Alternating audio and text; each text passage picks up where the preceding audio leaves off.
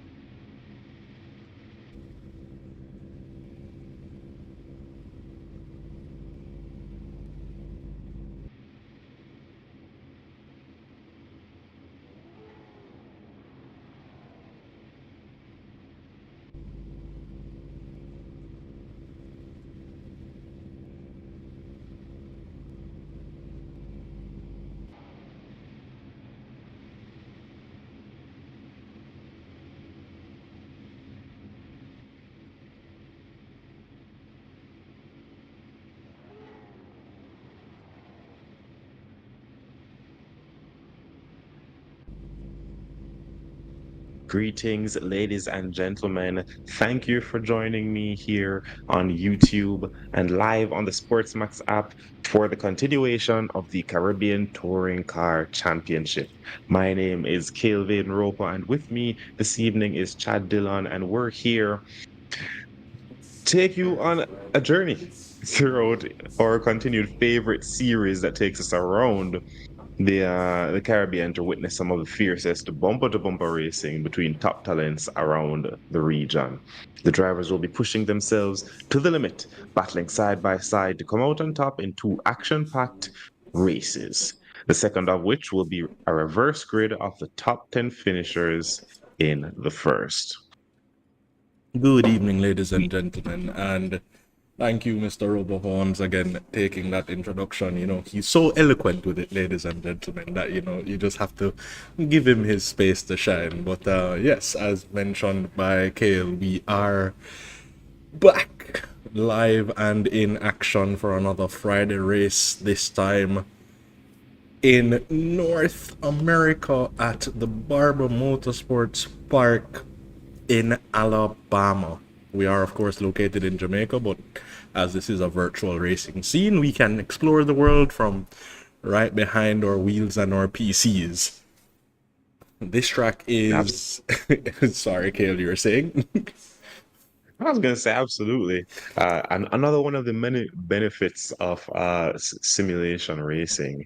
And, last season, we started and completed our Caribbean tour. And now here in April, we are in the second round of our North American tour here at Barber Motorsports Circuit. And I believe you're about to tell us more about Barber, Chad.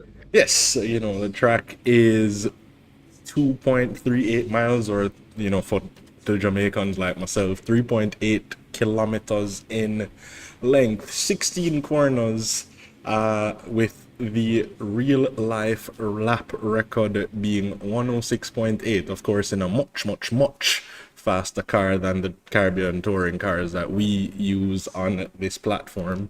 But yeah, no, our drivers are certainly pushing it to the max, and some familiar names at the top of the timing sheet during this practice session. We should point out that the drivers are in the driver briefing at the moment, which is why everybody is parked. But if you stick with us for another 13 minutes or so, you will get lots of action coming your way.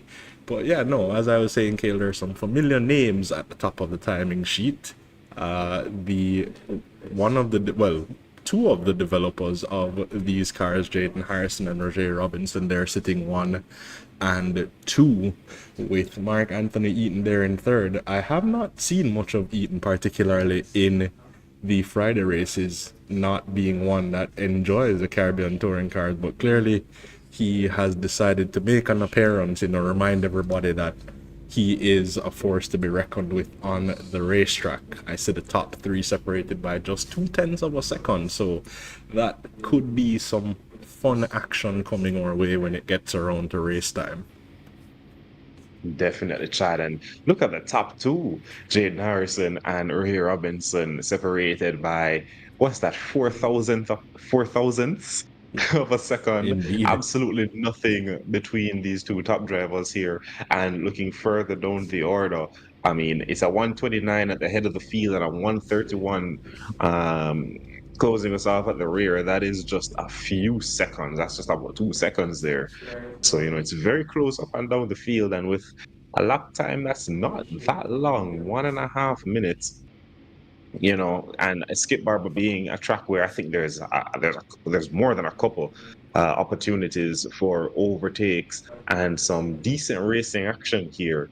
A lot of sweeping lefts and rights, a little bit of undulation here at this circuit as well. So we're definitely gonna see these drivers be more than competitive only on the timing sheets. They're gonna be rubbing those doors together, maybe a little bit of fender bumper action up and down this track as they battle it out for position. Absolutely. And okay, looking at the layout of this track, the first thought that struck me, and you will forgive my ignorance, ladies and gentlemen, it just looks like somebody took the Luffield section of Silverstone and just went, yeah, I'm gonna put that on a track about 5 times and see what happens. You know, I think I have to agree with you this time. Last time you said the track looked like the mouth, and I was like, huh? But I can kind of see it this time, yeah. So it's a mini Silverstone here this evening, ladies and gentlemen. And of course, the cars we are using are our very own custom built touring cars, the Mitsubishi Lancer, the Chevy Cruze, the Ford Focus, and the Toyota Corolla. But for right now, Toyota Corolla is coming out with a strong showing with more than one out of the top four drivers using the Corolla here tonight, Chad. So it looks as though that there's a bit of a pattern forming as we're beginning to pick up here in the CTCC. Perhaps Jaden and Raven know something that we don't. Well, Kale, I'm not sure because Raven was in the Lancer, but it seems that she may have gone to switch back to the Corolla as she just exited the server, as we mentioned her.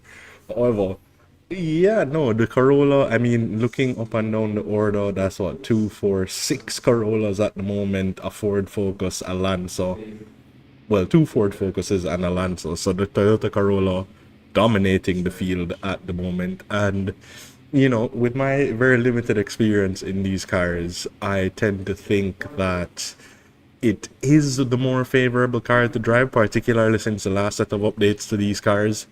Those updates have kind of given it a drivability that it didn't have before, whilst being quick in a straight line, you know, being one of the turbocharged models on the grid.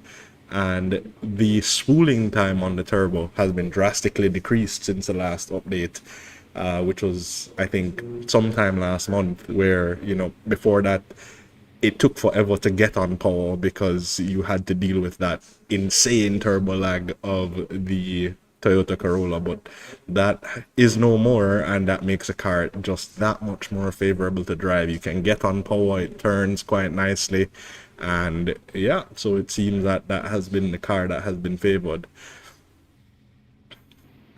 Definitely so, Chad, or perhaps, as is allowed in this series, the drivers, as evidenced by Raven, they're able to switch between vehicles, between races. So, you know, perhaps the benefits of as you say, the cars are updated, and perhaps the benefit of the Toyota, you know, maybe a little bit more, um, maybe a little bit more speed is found, a little bit more time found around the circuit using the Corolla, you know the drivers on the grid who have definitely been putting in those laps would in the different cars would definitely know that, you know, and of course one Mark Anthony Eaton, who usually has hundreds of laps registered during the free practice session throughout the week. If he says that the Corolla is the one to be using, then typically that's some safe and sound information to go up to rely on, you know. So Absolutely. is Mark using the Corolla? No, Mark is in a Lancer at the moment.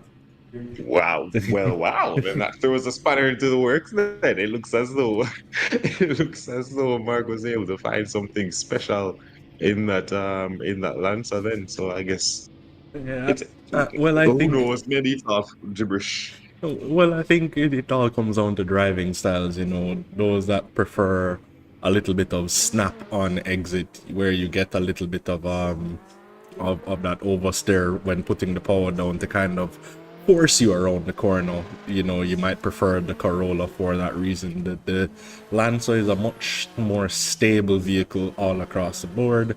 So I think depending on the driving style, that could be where some of these drivers make their difference in choices. Like the Ford Focus, for example, gives you great straight line speed. So if you know that cornering is not one of your strong suits, well, really and truly, you shouldn't be a race driver. But if cornering is less so your forte, where you aren't getting the kind of drive out of the corners that some of the quicker guys are, then maybe you take the Ford Focus so that you can make that time up on the straights.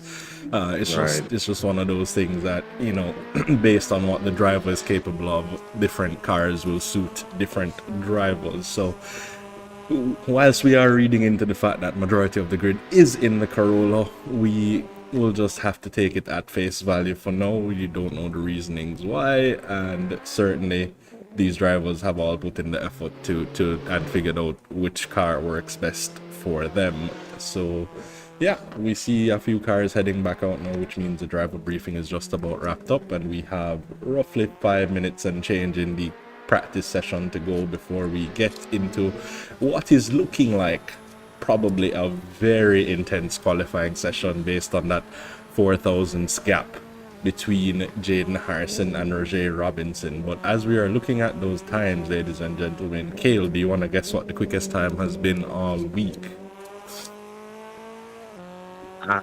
I'm gonna just shoot in the dark here. I haven't been looking at the timing sheets. A 1:27, something crazy like that. All right, no, you're pushing it. Yeah, I mean, if Okay. Jaden and Roger are sitting comfortably at a 129 right now, you know that they're getting almost the maximum out of that car every time around. But the quickest time of the week thus far is Jaden Harrison on a 128.6. I actually think, Wow. based Great. on what I was hearing some of the drivers saying, they can get into the 127s, but they have yet to put it all together. So we will certainly see if somebody can manage to do that in the qualifying session. Know, there are a lot of these drivers that enjoy the sandbagging routine. So hey, let's see what comes our way come qualifying. Yeah, but I'm gonna give the driver the benefit of the doubt here. There are a couple of really tricky sections here, as you just saw Raven there navigating that quick left-right section that brings you downhill, then over the crest. It's one of those blind corners that we had the honor of watching these very same drivers navigate similar corners last week at the Sonoma Raceway, where Rahe Robinson, as you bring up, sandbagging, definitely had a few kilograms of sandbags in his car. But this time around, it looks as though he's taking those all out from the get-go, as he's unable to dethrone Jaden Harrison. It may be, what's that, 4,000ths of a second, but you're still first loser. So I'm sure he's going to be looking to place himself right back up to the top of the timing sheet. Yeah, well, Just 3 minutes left to go in this as you're practice saying session. that, he's on a lap right now that is looking promising already. He has matched the best time in the first sector, so we will see if he maybe has taken out one or two of the sandbags to wind it down this practice session. Maybe give the driver something to think about as we're heading into qualifying.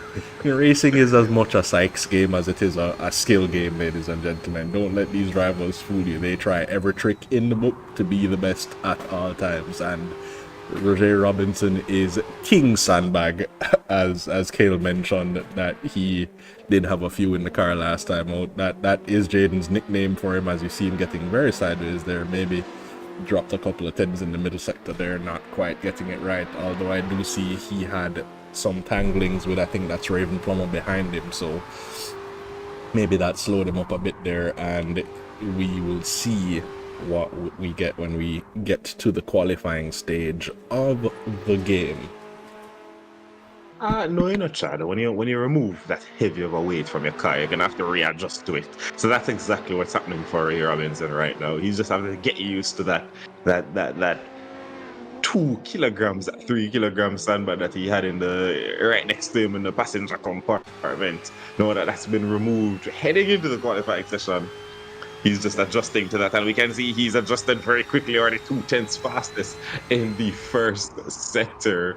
Know that he's ahead of Raven, and I thought he went, or might have invalidated the lap there in the first corner. He got right up close to the edge of the track, but the fact that we're seeing that sector timing there means that it must have been valid, and he's here now in the middle sector, about to round out the middle sector. Let's see if he has another purple sector coming over the crest now, the right-hander heading into that long sweeping right-hander, and it's 4 tenths off the pace, but he may have something left for the final couple of corners here. Now through the left-hander, bringing him onto the start finish straight, and it's a bit too much grass there, a bit too much off the road, but he comes across the line, and it's gonna be. I Invalidated. was right. I was right. It was invalidated. Maybe it wasn't So where you thought it was, because it seemed that that final corner he did take a very, very wide line there, and that could right. have been where he invalidated, or you could have been right from the jump. But yeah, no, clearly showing that he does have a little bit of pace in the tank. So we will see what happens when we get to the qualifying session in a minute's time. But Chad, you know what I just noticed? All this time, Raven has still been right there with him. He hasn't shaken her, so that's definitely uh, a sign of things to come. That ooh, Raven there, a little bit of that commentator's curse, just sprinkling on her, but there's definitely a sign of things to come in the race. Even as undulating as fast as this track is, and this track is very fast, the drivers are able to stick with each other. And that is very encouraging. It's going to make for some excellent racing. And I'm not sure why, but all of a sudden, this track feels like a larger version of Brands Hatch to me. For some reason, I'm just getting that now. I'm getting that vibe. Well, yeah, It seems like I could see where you get that from, because you know it does have a lot of that elevation change that you get with Brands Hatch, up the hill, down the hill, back up the hill kind of thing, and the sweeping corners is also a very yeah. characteristic feature of Brands Hatch. So yeah, I could say that. Not necessarily the layout, but certainly watching the cars go around, you can kind of get the feel that they are going through some of the same kind of quote unquote virtual G forces that you would around a Brands Hatch circuit. So yeah, you're not far off there. I could kind of get behind that thinking. All right, so you see, I'm sorry, what was it? You see Luffield section on the track. I see Brian Satch.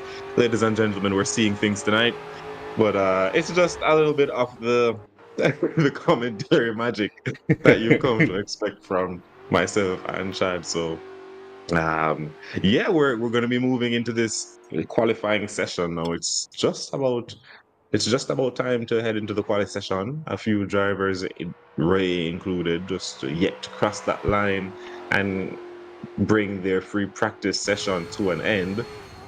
And it's looking good. That's the forecast of tonight. It's looking very good for qualifying. It's looking very good for the race. And what's not looking good is this middle sector for here, Robinson. He just doesn't seem to be able to get it right, but he's gonna have a couple more chances to get it right as we head into the qualifying session. Absolutely. Although that was a better middle sector, because technically he is still up on his best time there, and deciding to abandon that lap just before the line, maybe found the drive there in the final corner, not wanting to show his hand just yet. We all know who Roger Robinson is, ladies and gentlemen. So yeah, no, let's see. I think this qualifying session is going to be a spicy one. So we are about to move into that session, and I am looking forward to the excitement coming our way. Eric Guerrero, the last driver left out on track, maybe just trying to piece it together, as he is a couple of seconds off the pace at the moment. We will see if that remains so, or it could be another sandbag. These drivers have made me eat my words very many times. I'm not swearing by anything and anybody at the moment, just so that I don't look the fool on occasion. Yeah, And well, Jaden Harrison in the track chat, one of the drivers, multi-talented Jaden is, whilst out on the raceway, listening to our commentary and participating in the chat. Did his take on the track is it's more of a Dover vibe. So we're seeing lots of things wow. around this racetrack at the moment, and yeah, his explanation is it's got the same kind of uneven surface, and the elevation changes just Dover on a larger scale, according to one Jaden Harrison. And Kale, I kind of see it too. So we're We'll add it to the list of things.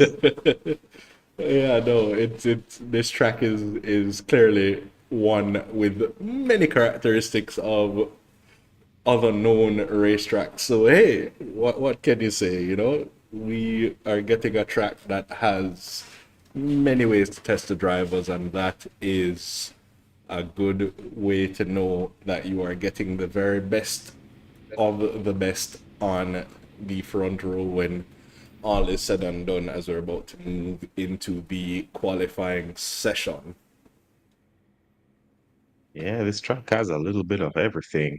And now we're about to see a little bit of action as we head into the qualifying session. It's going to be 15 minutes on the clock for drivers to go out there. They'll have as many chances as they can fit into the set. That's same 15 minutes to try and put the best lap time they can forward. And that's going to determine where they start for the first of two races here tonight. If you're just joining, thank you for joining myself and Chad for the second round of our North American tour in the Caribbean Touring Cup Championship. We're here at Skip Barber Motor Racing Circuit, and qualifying is now underway. We're on board with Raven Plummer, who is one of the first out of the gates. She has the track all to herself, and I think that's exactly what she's going to need, because it's not necessarily it's not an eternally long track. It's only a minute and 30 seconds, and there's a lot of grass towards each extreme of the track, towards the left or the right. So you make a mistake, you're going to be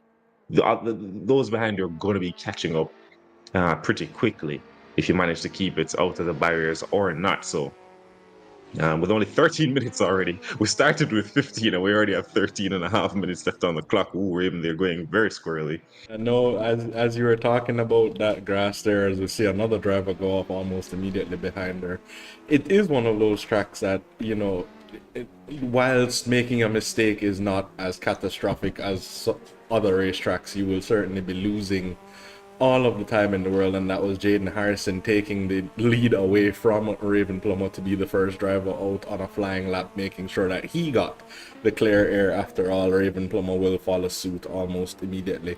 But what I was also noticing, Kale, is that because of the nature of some of these corners, you know, they're not exactly very sharp turns, so you're trying to keep the maximum amount of speed out of those corners. The driver is pushed to not only the very edge of the racetrack, but the very edge of the racetrack and then some, trying to get the maximum out of those corners and carry as much speed as possible. So it's going to be interesting to see if, whilst doing so, they can, one, keep it within the track limits, you know, keeping two wheels inside of those white lines that you see. Sometimes they get a little bit of leeway with those curbs being the track limits instead. As we see Raven Plummer, they're abusing one of those curbs almost immediately.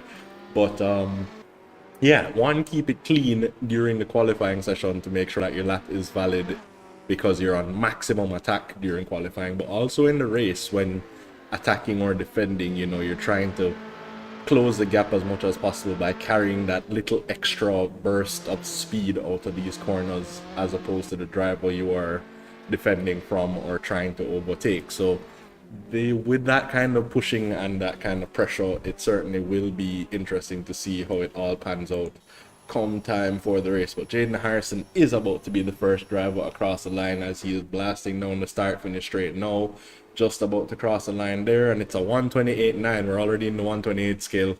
It's happening. It's happening indeed. Wow, on the first outing already blowing that time he set in free practice out of the water. A 128.9 for Jaden Harrison. Raven Plummer comes behind him and it's a 129.4. But Mark Anthony Eaton crosses the line after her and puts her down into P3 with a 129.4 as well. But it's a better 129.4, if I do say so myself. Roger Keller with a 131.2. So the times are coming in, and it's only the first timed lap for each driver, and there's still going to be a little bit of room for improvement. I'm not sure how much is going to be left in it for the likes of Jaden, but I'm definitely keeping my eyes on the man in that. I believe it's a Ford Focus where he is driving. I'm Yes, definitely please. keeping my eyes out to see what he's going to be doing Well, it looks when he like, crosses the line. yeah, it looks like he was gonna be one of the last drivers to complete his flying lap. He is now starting sector 3. up the hill, back down the hill almost immediately to go back up the hill. This elevation change is crazy, and that, you know, had these drivers actually been out there on the racetrack, that would be almost as torturous as the G-forces you get going through those corners as well, because that kind of elevation change at that speed is no joke. But as Roger Robinson crosses the line, also in the 128s, to the two drivers at the top, not separated by much, and clearly they were both holding just a little bit back, and we may see them go even faster, ladies and gentlemen. Remember, this is the early stages of qualifying. We've only gone 5 minutes. The track is rubbering in by the minute with all of the drivers pounding around non-stop, so as more rubber is laying down, the grip amps up, and by the time we get to the end of this qualifying sessions, we could be looking at the low 128s in O'Kale. I'm thinking that it's looking possible at this point in time. If we can get to the better half of 128, 128.5 and below, I am personally going to be surprised. I mean, I always, whether it's you or it's me, one of us always says something that doubts one of these drivers inadvertently, and then they go and say, Do "Here you exactly are, that. in your face. I did exactly what you said I couldn't do." So maybe a little bit of that's coming out here. I want to see them just as badly as our viewers. Oh my goodness. I want to see them, you know, pushing throwing the gauntlet down and pushing to the absolute limit. And that's exactly what Jaden Harrison is doing here as he's rounding out the final corner of the third sector. Straight to the line, purple sector 1, purple sector 2, purple sector 3, and it's going to be a 128.4. He didn't even give me another lap. He didn't even give me another lap, Chad. He went right ahead and did it. Heading into the 128, the low 128s now, 128.4 from Jaden Harrison. That is wow. Excellent. Yeah, you need not have said anything, Kale, because everybody, it was fresh on everybody's mind. You didn't give it any chance to marinate. No time for you to think about it. I'm just gonna do it right away. And of course, Roger Robinson was in the pits, but immediately heads back out on circuit, having seen that time. Mark Anthony Eaton got very close there to being another driver in the 128 and 129.0 for Mark Anthony Eaton. Sits currently in P3 once again. And, maybe Mark was also holding a little bit back, thinking, yeah, come quality time, I'll unleash a little bit more pace and be closer to these guys at the front. But then Jaden Harrison has just moved the benchmark, ladies and gentlemen. So these drivers are now playing catch up slightly, but don't count anybody out just yet. Jaden Harrison was in the chat and he did let us know that he thinks Roger Robinson is sandbagging. So we will see what Roger can do now as he is about to start another flying lap. Will we be looking at him getting anywhere near that blistering time from Jaden Harrison as he gets on his flyer now? I'd just like to add, Chad, Jaden did not only move the benchmark, he took it up, and wherever he went, the benchmark is there with him. It's on a cross country tour at this point in time. It's it's a little bit dramatic, I know, but my goodness, man. It's just the speed at which he did that lap. I'm a little bit astounded here, but let me wipe the drool off my face and get right back into this action here. It seems as though we have two battles happening here tonight, not only race 1 and race 2, but we have the battle between Harrison and Robinson here in the qualifying session. A little bit of drift of them is Eaton, as you just mentioned, managing to get into the 129. There's Ray Robinson, forgetting that he's in North America and not in Japan with that sick drift a while ago. A little bit further back is Plummer, who is 4/10 and some change as drift of Eaton. So it looks as though not quite finding as much time as Eaton and Harrison were able to do. Looks as though Harrison's just a little bit more comfortable on this track. Particularly, I'm seeing Robinson getting a little bit squirrely over some of these curbs. Raja Keller with a 130.5, Eastman very close to him, a 135.7, so 6/hundredths of a second there between P5 and 6. Nicholas Donald hardly a tenth a drift of Eastman as well, so it's very close there in that little mid pack from P P5 coming down to about P8, P9. We know Joshua Brady has the speed. Perhaps just, I don't know, maybe didn't do enough practice this week and is deciding to stay out of everyone's way, start from the back and see what he can do. Yeah, no, Joshua has a very interesting way of learning a track. Joshua's talent is going into a race, not doing the kind of practice that the other drivers have done, finding a driver that is either just a little bit quicker or sometimes a lot quicker than he is, getting in their slipstream and just using their lines to try and improve upon his best time. So we will keep an eye on Joshua Brady heading into the race to see if that's his plan of attack here, and watch his times plummet as we get into the race, and he manages to find one of those drivers to kind of help him with those lines. And it's actually not a bad strategy when you think about it.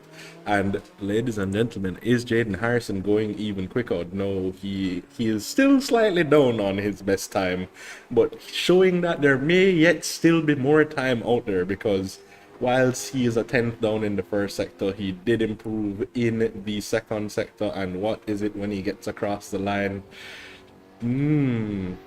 Close, but not quite. Just about half a tenth off, or a little over a tenth off his previous best time. Our apologies.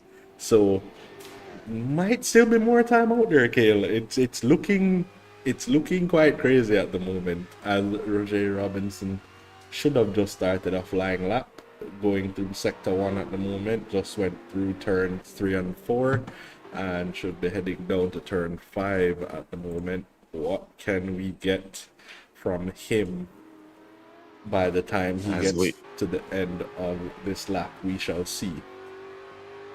And I'm not sure if Eric Ferreira just rejoined the server or he just put in a time, but whatever it was, it found him in P5 with a 130.4. So he's currently, quote unquote, best of the rest right now, as the top 4 drivers are in the 29s and lower. Eric Ferreira with a 130.4. They're leading the charge about 10th faster than Keller, who has Eastman still for company. Eastman now in the pits along with Nicholas Donald. So it's going to be a battle between Ferreira, Keller, and Plummer for that P4, 5, and 6 positioning. Not much time left in it though, Chad. Maybe about 2, maybe 3 laps, if you're lucky, left in this qualifying session here. It's about just a little bit under 3 minutes to go.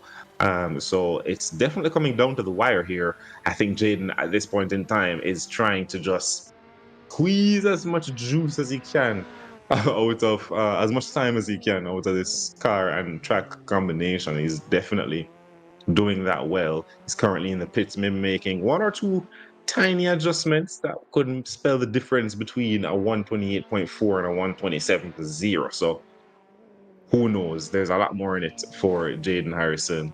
Ray Robinson still out there on the track, still trying to gain some time on Harrison ahead of him. And we are currently on board with Eaton, who is trying to break into that 128.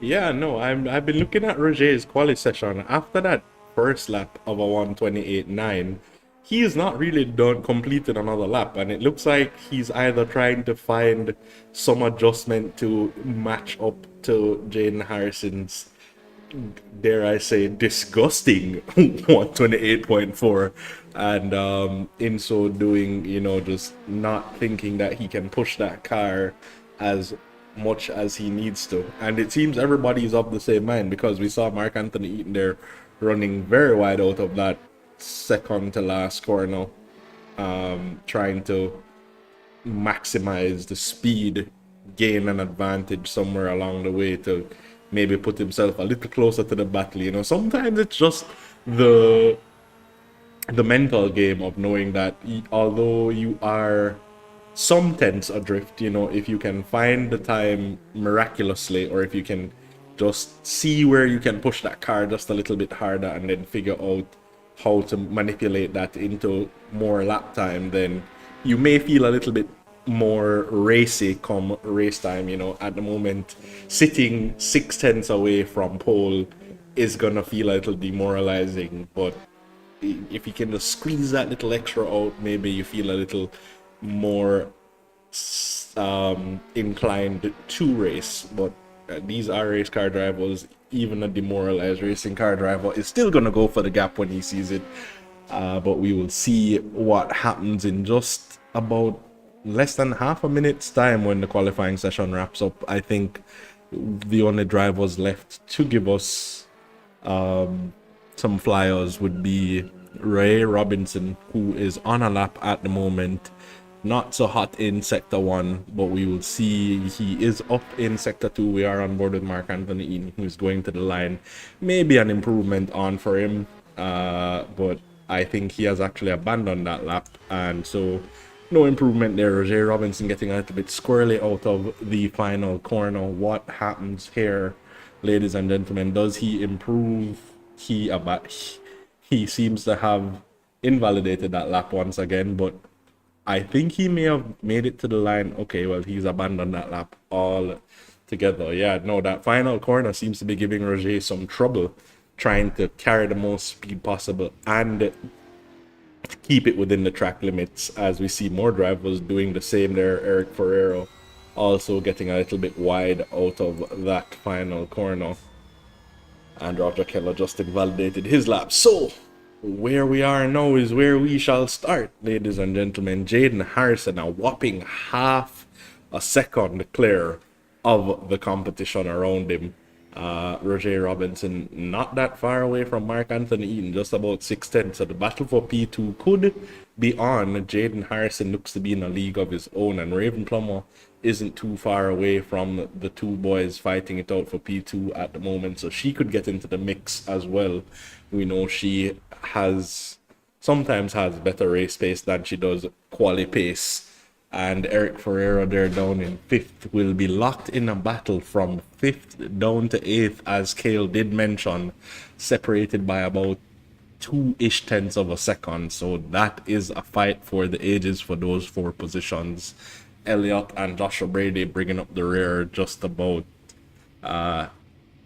quite a bit of margin away from the top guys, and still a little bit of drift of the battle ahead of them as well. So work to be done for those drivers at the back of the pack. But yeah, no, the qualifying session did not deliver as promised, except to see Jaden Harrison do very miraculous things with a race car around this track. So let's get ready to go racing and see if there's any more excitement to come our way. Yeah, and we'll keep in mind, Chad, that points are there. Well, not points, but points are there for the race. You don't get points for qualifying. So, Jada may be 6 tenths almost faster than the next guy, but he's still only going to be starting 1 car length ahead. So we do have to keep that in mind as well. So it's still anyone's race, even though, I mean, like, we have to give Jaden his props. That was a masterful, dominating quali session. 6 tenths faster than the likes of Ray Robinson. That's no easy feat, but it's going to be down to the race. Who's going to come out of that first corner alive? I'm pretty sure we're going to see drivers struggling, battling themselves to get through some of these corners on those cold tires. And that's why that's one of the reasons why we have a formation lap where it's a rolling start procedure. The safety car is going to start at the back. We're going to have 6 red lights. When those lights go out, nothing will happen. You're going to see the drivers remaining stationary on the screen while the safety car makes its way up to the front of the pack to lead them away for a safety car formation. Lap drivers will form up in a single line formation behind the safety car for the first 2 sectors. As soon as they start the 3rd sector, you will see them line up double-breasted like they are going to start on the grid. The safety car will then speed up away from the drivers, heading back into the pits, preparing for any disasters or safety car race direction callings or so on.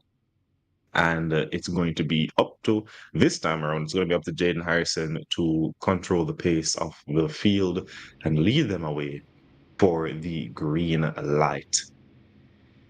So just a few moments now as the drivers double check their setups, ensure they have enough fuel. We would hate to see anyone running out of fuel here because, as I say, it's going to be a very close race. It's going to be very exciting seeing what happens here. So just a couple of minutes before we get started. Excuse me, Chad.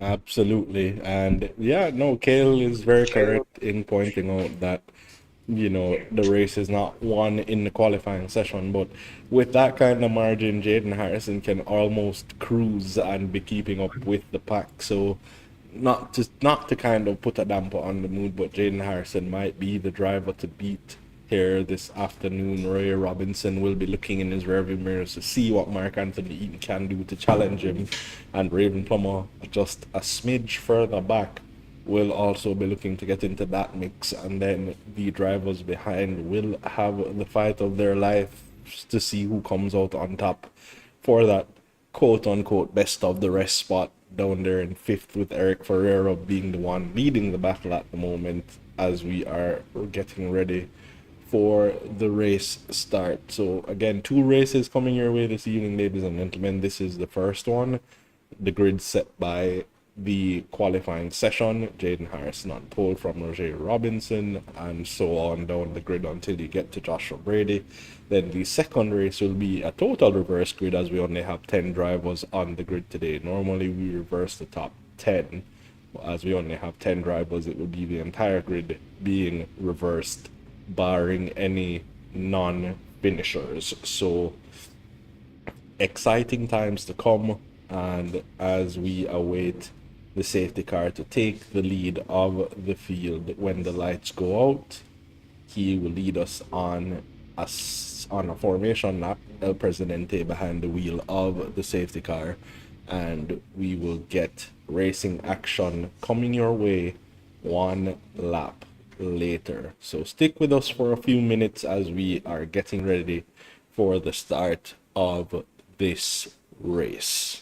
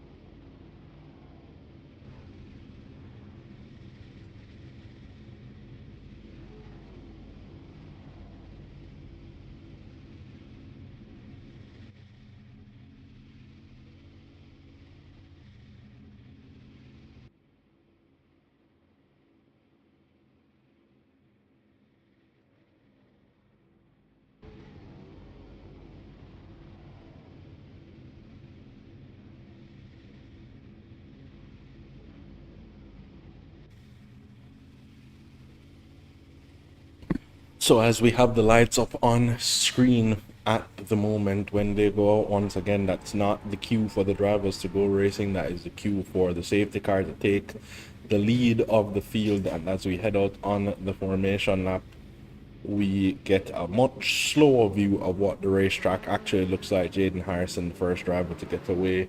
The drivers will be following the safety car for the duration of this lap before we get up to racing conditions, and a few extra minutes on the clock just for the safety car lap. But it is a 20-minute race at when all is said and done. By the time they get around to start going racing, some of those minutes would have elapsed. Maybe we get a few extra seconds, and there is an additional lap after time has elapsed. So these drivers need to take that into consideration when they are planning their race fuel.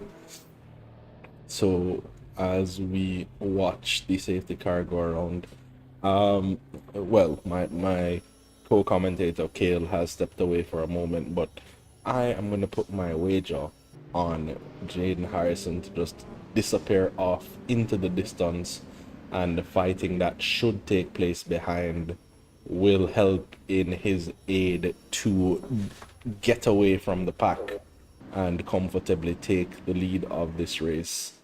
Hmm. So barring any mistakes, it is Jaden's race to There, lose there we at the go. moment. That's exactly what I was waiting to hear, Chad. Barring any mistakes, I would have to agree with you there. This is definitely Jaden's race to lose. We know he has the pace. I think he may be a little bit more consistent, or perhaps I'm speaking a little bit too soon there after seeing Rohe and Raven, as well as Mark there, pushing very hard during the qualifying session, and that proving not to be the most um consistent of behaviors when it comes to this particular car track combination. But yeah, definitely I think it's Jaden's race to lose. He's going to be starting on the outside though, for the first corner. So that may invite Ray to swoop down the inside and try to take that inside line and take the lead of the race. Anything could happen, but let's see what happens as we're rounding now the final couple of corners to start this race. We have 20 minutes on the clock, 20 minutes of racing action, and we are about to go underway. Absolutely, and as we round the final corner, you mentioned Roger will have the inside line for the first corner, but the first corner leads right into the braking zone for the second corner as the drivers get the 80 km/h speed limit.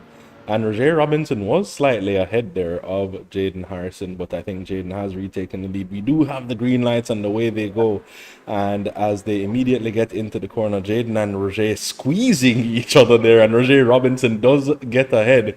I was going to make the point that the outside quickly becomes the inside, and so it seemed to have done, but Jaden not able to get ahead of Roger there. But that slipstream looked to play an advantage, or maybe he just got the better drive because they are already side by side heading into the next braking zone. Roger Robinson covering off that inside line very nicely, not giving Jaden any chance to have a look there. Yeah, and there was some contact there at the back towards the start of the race. Mark Anthony there was coming under some immense pressure from Roger Keller. They were side by side through the same section of corners. We saw Rahe and it had Jaden, so that's another race to watch out for. But right now, it's going to be Rahe leading this race, getting the lead from that first corner. Jaden Harrison in P2 using his push to pass instance. Raven Plummer tidy in P3. Mark Anthony Eaton a little bit of drift off the top three in P4. Roger Keller in P5. Eric Ferreira now trying to apply some pressure to Roger Keller in P6. Nicholas Donald coming under immense pressure from Brady behind him.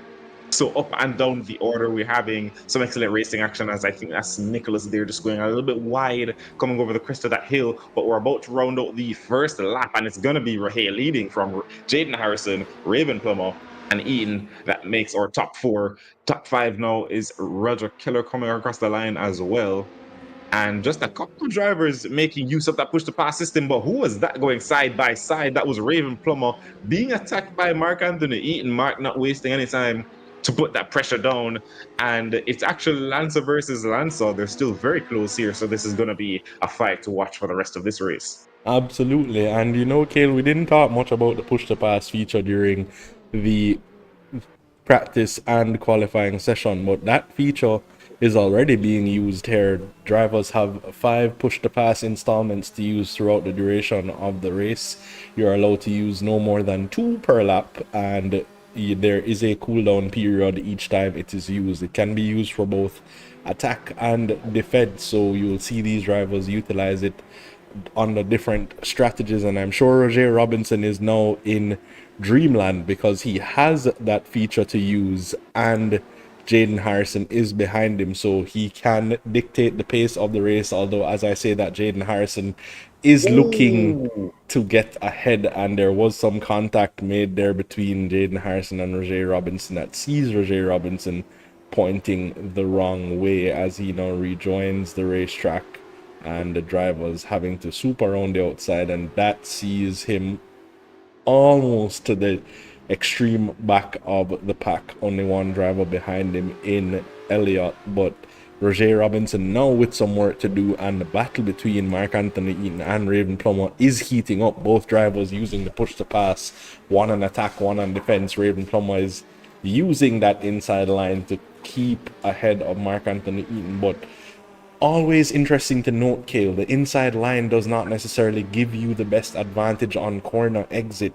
you won't get the same kind of drive out of that corner. And as we say that, Mark Anthony Eaton sweeping up the inside, but Raven Plummer immediately fighting that back, trying to get back ahead of Mark Anthony Eaton. Both drivers have used, I think, the maximum number of push to passes for this lap already. So this battle is on for P2 at the moment, as Roger Robinson is way down the order. And whilst these two fight, now Jaden Harrison is in the exact position we expected him to be in at the start, just scampering off into the distance whilst this battle unfolds here behind him between Raven Plummer and Mark Anthony Eaton. Well, not quite scampering, I'd say perhaps limping away. And that's to make reference at the fact that he did gain that lead or regain that lead as a result of contact. And I know you see a space as a driver, you go for the space, but it seemed as though he was heading into, basically a closing door and still had his nose in it. And of course, resulting in that collision between himself and Rohit Robinson. And I think that's was that person there way around the in B4 or 5 going very wide there. But yeah, battle scars for Jaden Harrison, but it won't matter if he is leading, and I think that's Mark now trying to close down the gap as to Jaden, as the gap between himself and Plummer behind is widening ever so slightly. Eaton seems to definitely have the pace over his rival here, Raven Plummer, this evening. And further behind them, it's Roger Keller coming under a little bit of pressure from Eric Ferreira. Ferreira seems to be doing quite well tonight here in the Toyota. So that extra bit of speed we're talking about with the Toyota, Eric Ferreira definitely making use of that. Whilst we were looking at that battle there between Mark and Raven Kale, it seems Roger Robinson found himself in a little bit more trouble, getting tangled up with one Nicholas Donald, and that sees him tumbling back down the order once again. So this is kind of the problem when you are, fighting at the front and then you find yourself in that mid-pack.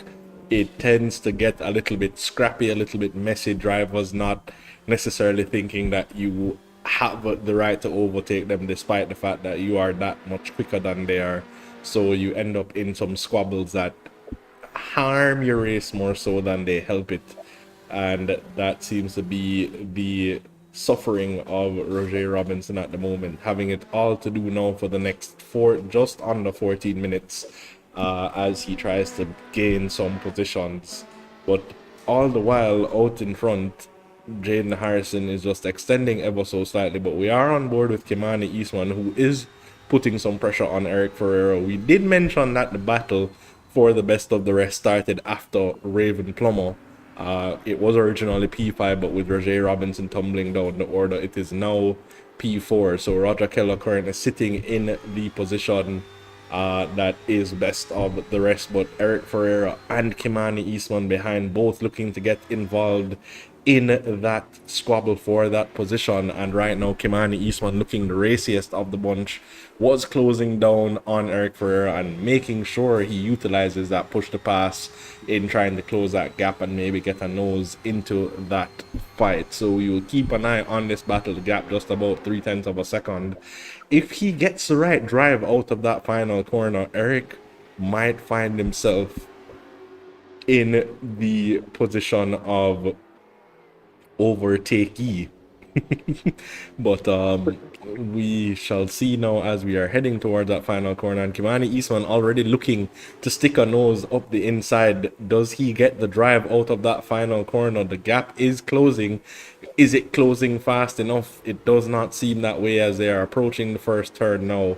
Not getting enough out of that final corner. Maybe should have waited a little bit to use that push to pass. He only has 2 left.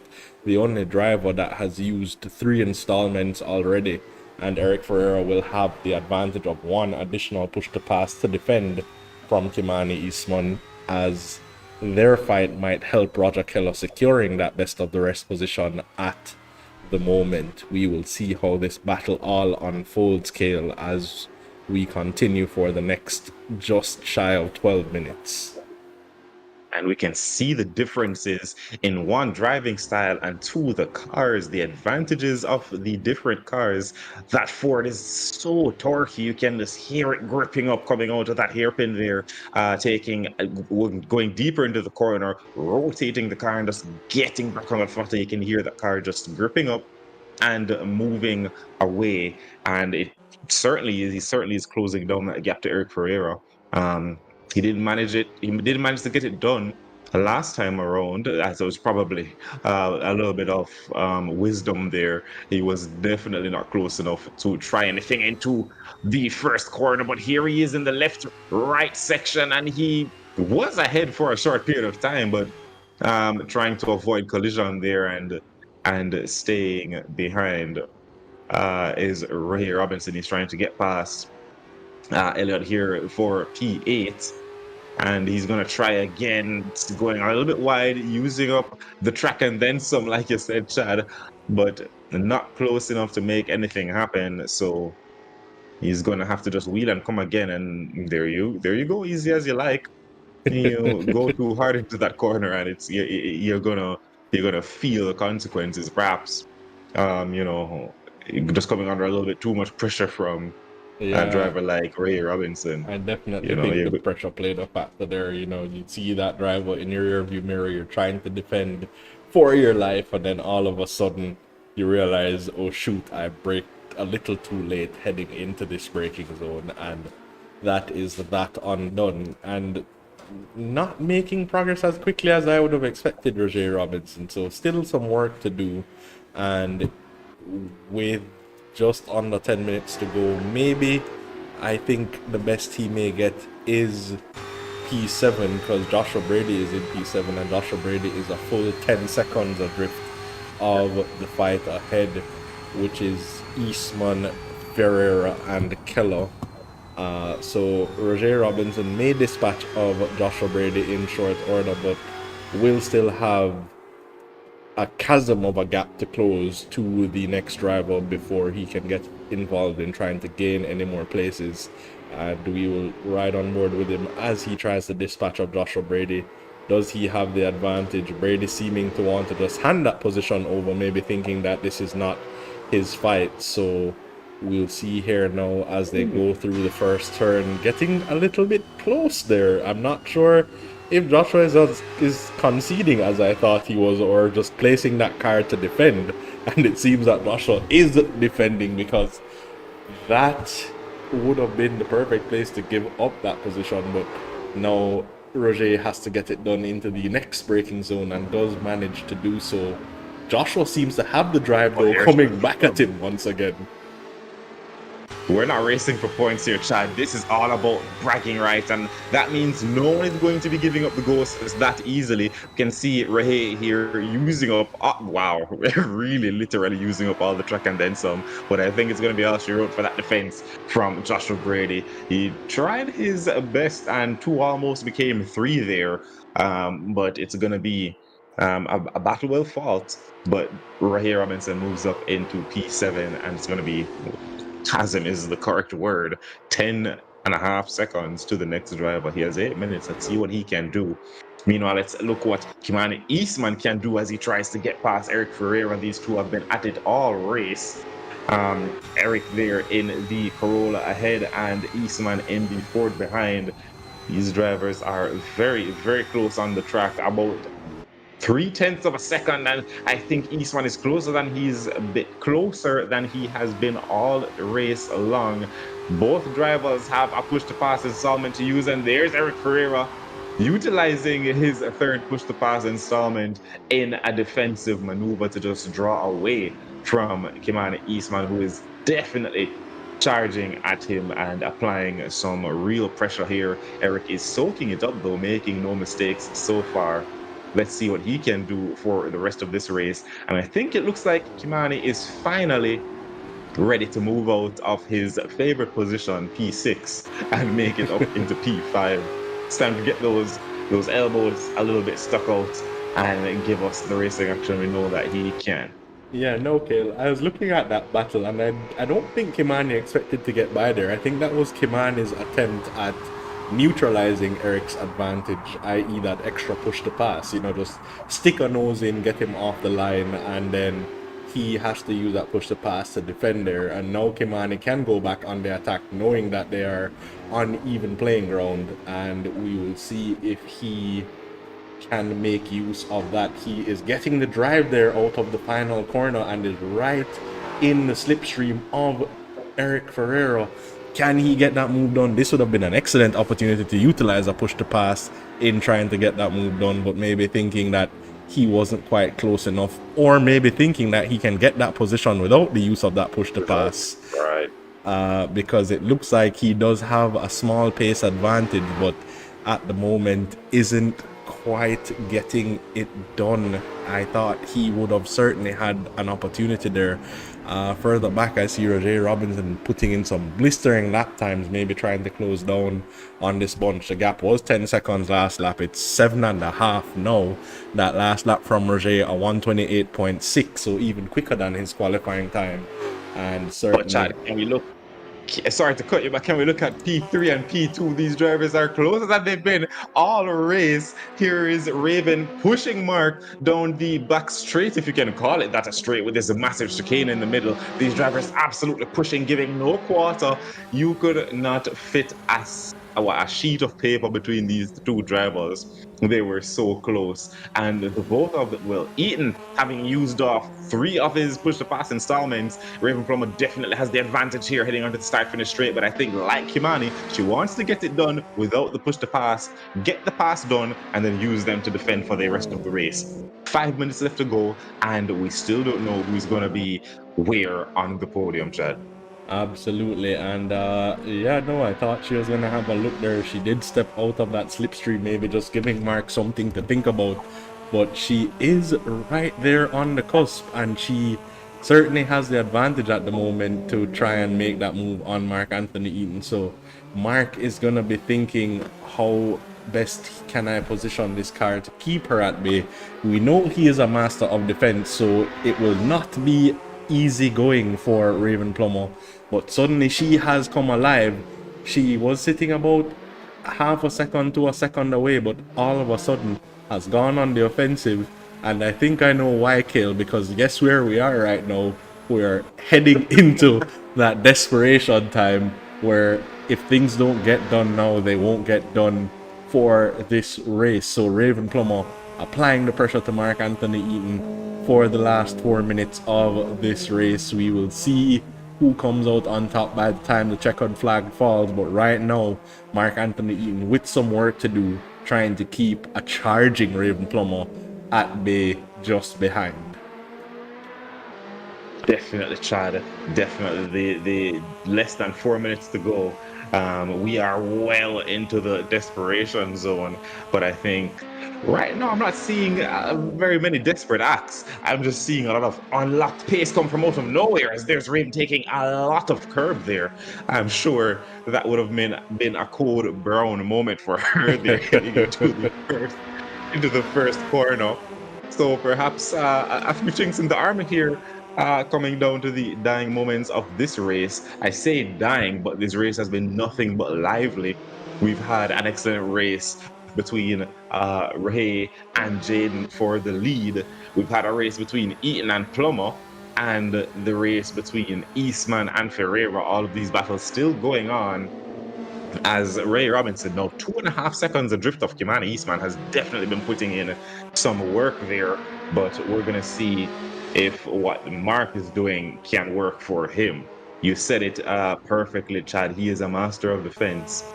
And he has been racing with Raven for a little while now, so I think they both will know, that they both race cleanly, they race hard and fair, and they can, that just gives them the confidence to race closer with one another.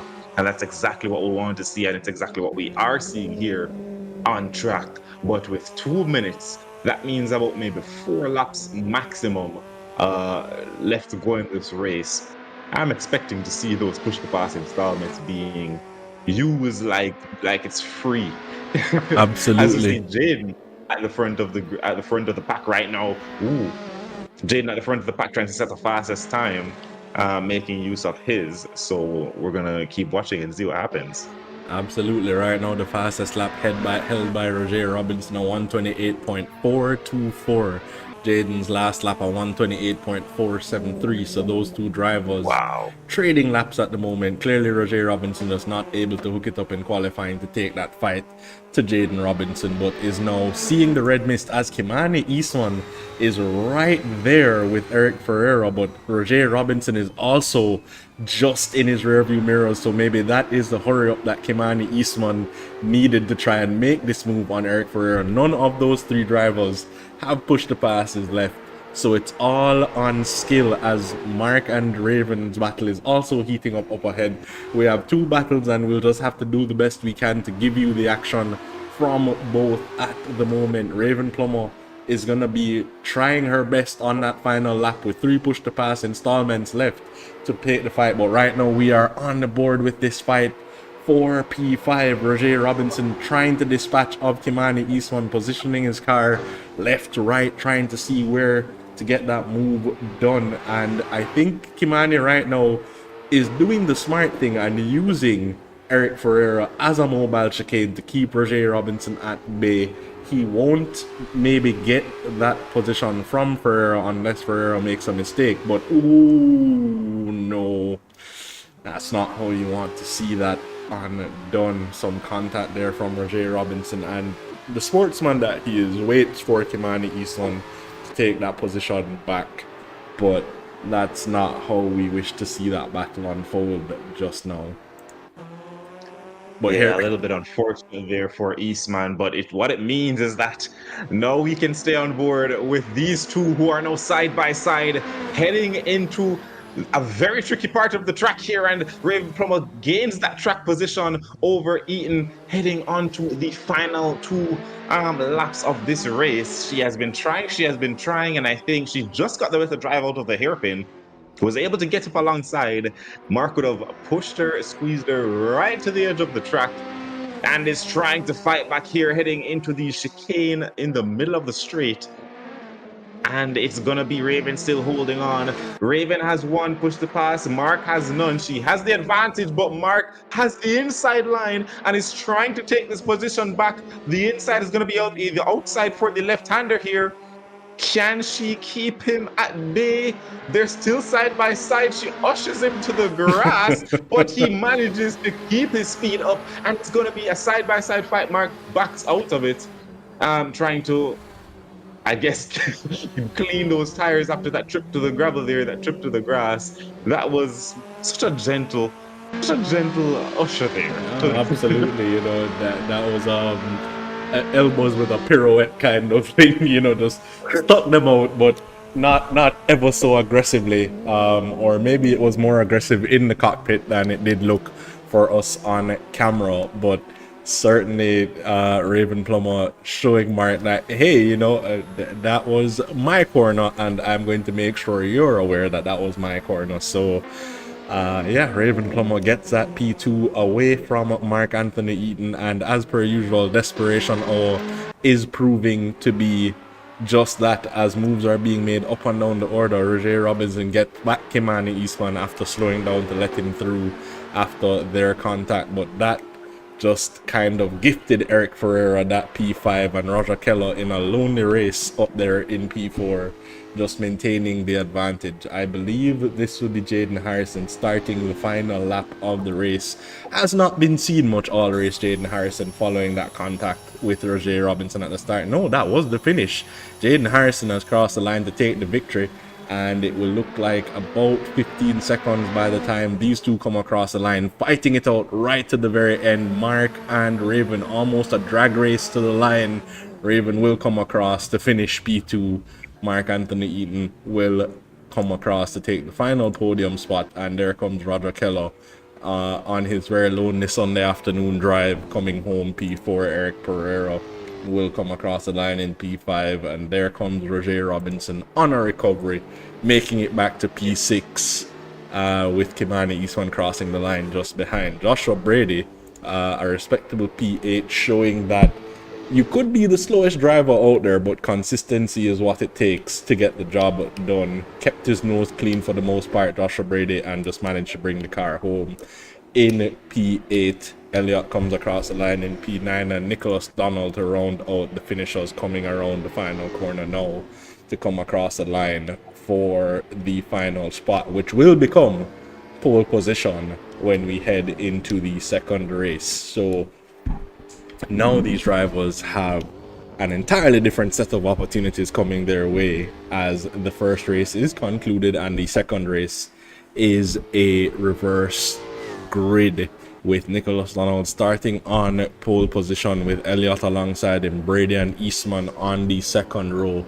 Robinson and Ferreira will make up the third row, Kellon Eaton on the fourth row, and that will leave Raven Plummer starting ahead of Jaden Harrison on the final row of the grid, and Jaden Harrison will have some work to do if he wishes to be on the top step once again. But Roger Robinson maybe has the advantage here in the second race, starting a little bit further up.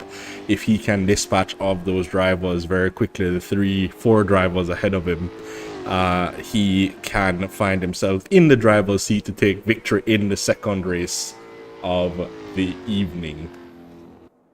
And Chad, I wanted to mention, I know Mark would have desperately wanted one of those installments of Push to Pass right there at the end of the race to just get him ahead. He finished 0.061 seconds adrift of Raven Plummer. It was a photo finish, if nothing else. Absolutely. It was a drag race, like you said. So perhaps they will not perhaps they will definitely have another chance to battle it out on the track as we head into our second race of the night.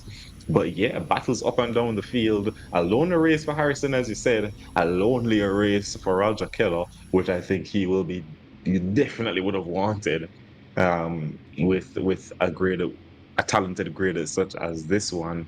And for this race, Chad, you're well, I won't go into overtake of the race yet. I'll wait until the end of the second race. But who's the driver for the first race? Yeah, no, I'm looking at that move from Raven there. You know, it looked very, very, very gracefully aggressive. Just as you rightfully said, ushering Mark Anthony Eaton a little wide there in the final corner to get that move done once and for all. Roger Robinson had a few good moves on his recovery, and those are the ones that kind of stick out for me at the moment in this race. I'm sure that kind of feels like a little bit of recency bias, as that was the last move we saw for the evening. But yeah, no, I think that that move by Raven would be one that could get consideration for overtake of that particular race. Yeah, for me, it's definitely going to be the move that Roger made heading into in the first corner rather, at the very start of the race, getting the elbows out nice and early. Jaden and him going side by side into the first corner, and he came out ahead after a couple of corners. That's going to be the move for me for that first race. But my driver for that race, I'd give that driver of the day to Eric Ferreira. Not of the day, but of that race, definitely to Eric Ferreira, soaking up that pressure from Eastman behind. Unfortunately, his position was solidified by an accident, by a collision behind him. But I think regardless, as fast as Eastman is, I think Ferreira would have maybe just held on to that position any way you take it. So an excellent race for him. That definitely stood out for me. But now we have about 3 minutes to go until the start of the second race, and we get to do it all over again. Excuse me, Chad. Absolutely. And the fans taking note of our safety car, thinking it is a rather beautiful safety car, and we do appreciate that input as it was designed here at the JSRA based on the BMW M3 Competizione Touring Edition. It is quite the pretty car and quite the work of engineering. We actually do get to use some of the onboard features, such as the touch panel display, where we can do things like watch YouTube in the car. We have had situations in the past where El Presidente whilst playing safety car, sitting in the pits, is watching the stream on the onboard display whilst checking out different cars on his actual heads-up display. So, you know, beautiful work of engineering on this particular platform is that car. And yeah, we do appreciate the vote of confidence. However, that aside, we are about to go racing once again, and as mentioned before, the grid has been shaken up quite drastically. The man that finished in last will start first, and that will be his position to defend. But you have all of the drivers who showed more pace behind coming to attack. The likes of Robinson down there in P5 could be on the move very early on. Eastman was showing good pace there in the latter stages of the race, and of course, all eyes will be on positions 8, 9, and 10, or podium from the first race. Mark Anthony Eaton, Raven Plummer, and Jaden Harrison to try and get those moves done and take the fight to the drivers ahead. But I think for this minute, given the positions that we're starting in, advantage to Roger Robinson to get into the lead and try and put some distance between himself and the drivers behind that will be trying to make up positions. But only time will tell. By the time the checkered flag drops, it's all well and good in theory. Now they have to put it into practice. So we are awaiting the lights to head out on the formation lap, and then once that gets done, it's time to go racing for another 20 minutes, the final 20 minutes of the evening here at the JSRA. And the lights are now up, and when the 6 lights drop again, the cars will not be going immediately. You will see that BMW M3 Competition Sport make its way up to the front of the pack and lead these drivers on the formation lap, driven by the man himself, El Presidente Steven Stewart, will be piloting the safety car once again this evening, and we will have just about 2.5 minutes for them to get around before it's time to go racing once again here at the JSRA for the final time this evening to see who comes out on top in this, the second race of the evening. And on a track like this, there are overtaking opportunities, but if you know how to position that car and get the best possible drive out of each of these corners, you could find yourself staying in the lead for a little bit longer than would have been anticipated. So Nicholas Donald sitting in the driver's seat figuratively and literally at the moment to try and make something happen for him in this second race. Wasn't a very great first race, but here is his chance at redemption. Let's see what he can do by the time we get going in a few moments.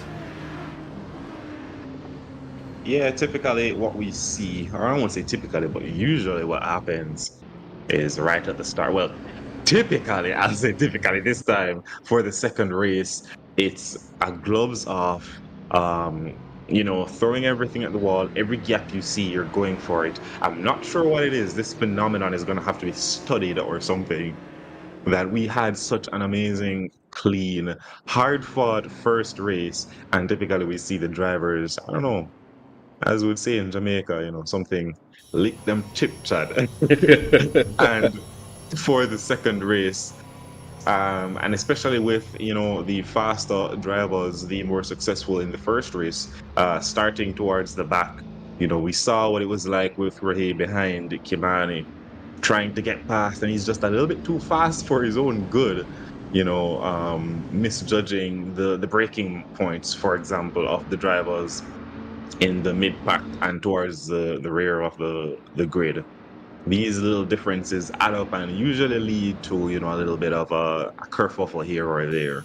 But in the second round now of our North American tour, we're going to see if the drivers have learned from this, as Nicholas is coming around the final corner to get us going for the second race this afternoon. The drivers are lined up, waiting for that speed limit to come up. We're going to see the red flag where the drivers must maintain their speed. Then we're going to go green light running for the start of this race, where we see Something that we saw in the first race, 2x2 heading into the first corner. It's a green light racing 3 wide already as Joshua Brady tries to get through, and it's going to be Nicholas Donald leading them away. That's Elliott there holding off Ferreira, who's trying to move around the outside. Robinson somehow moves up into P2 already. That's Brady falling down the order. It's going to be Donald from Robinson, Ferreira in P3, Roger Keller in P4, and Raven Plummer in P5. Yeah, What's some moves happened were there? made there, and already it's looking quite aggressive. You did say it, Kale. These drivers seem to be on the offensive, and that is Roger Oh, Robinson pointing the wrong way. He just managed to get into the lead of the race and was looking to capitalize on that advantage, but already disaster has struck for Roger Robinson for the second time this evening, and that goes to show, ladies and gentlemen, that we are racing, and in racing anything is possible. Roger Robinson with some work to do here. Raven Plummer meanwhile has found herself up in P2 and is on the hunt for Eric Ferreira up ahead. If she can get into the lead of this race, her rivals Jaden Harrison and Mark Anthony Eaton sitting down there in P4 and P5, so they will have some work to do to get into the fight up ahead. So Raven Plummer now sitting in prime position to make a move and try and put some distance between her and her rivals, and using a push to pass almost immediately, neck and neck down the start finish straight, gets slightly ahead by the time we get to the braking zone, into the corner, runs a little bit wide but gets the move done, and that is advantage Raven Plummer. Mark Anthony Eaton, however, not wasting any time trying to follow suit. There he goes through up into P3 just ahead of Roger Keller, and all of these drivers using that push to pass to try and get into that fight. Jaden Harrison there on the inside trying to make up some positions, and that is, I'm not sure who that was running very wide there. Was that Roger Keller? Yes, it was Roger Keller going very deep into that corner, and Mark Anthony Eaton makes the move on Eric Ferreira whilst we were watching that battle. These drivers are putting it all on the line here in the early stages of this race, Cale. definitely, Chad. But right now it's going to be Raven leading the charge with Eaton right behind her, shadows of the first race. Definitely. Eric Ferreira there put up a very good battle, but I don't even think it's over as yet.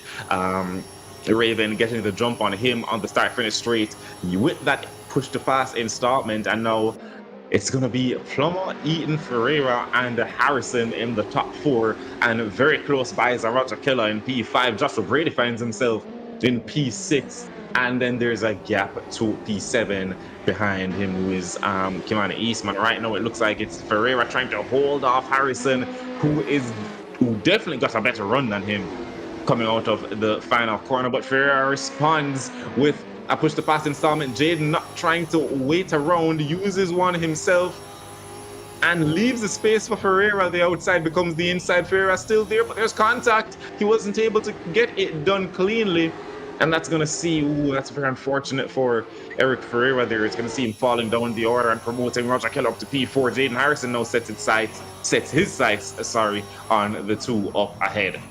Yeah, no, I'm not sure who was at fault there, but it looked like Eric Ferreira just kind of understeered into Jaden Harrison, and that saw his race undone, so to speak. He now finds himself down in P7 after running in the podium positions previously.